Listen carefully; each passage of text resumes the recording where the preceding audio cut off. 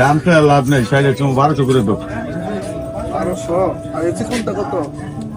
বুঝ করে দাও তোমরা, একটু দেখি একটা চাইছি পরিমাণ করে। বুঝে দিন না আছে আর তাই না কিন্তু তুমি গ্রামের বাজারে এই একটা মজা, যেখানে সবাই সবার পরিচিত, সবাই সবার কাছের। তাই বিকেলবেলা সবাই আসবে, আড্ডা দিবে, এটা এখানকার স্বাভাবিক প্রথা। তেমনি একটি বাজার হলো গাজীপুর জেলার কাপাসিয়া থানায় নারায়ণপুর বাজার।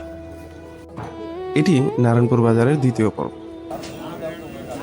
এখানে প্রত্যেকটা মানুষ বিকেলবেলা আসে, নিজের প্রয়োজন মতো বাজার করে, আবার ঘরে ফিরে।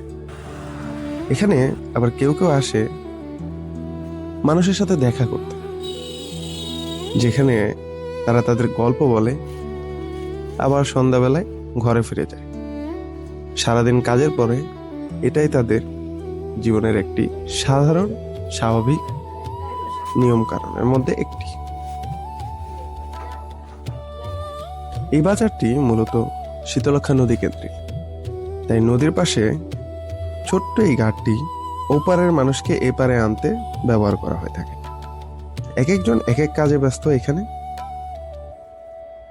আর এভাবেই এই বাজারের গল্প প্রতিদিনের মতো চলতে থাকে।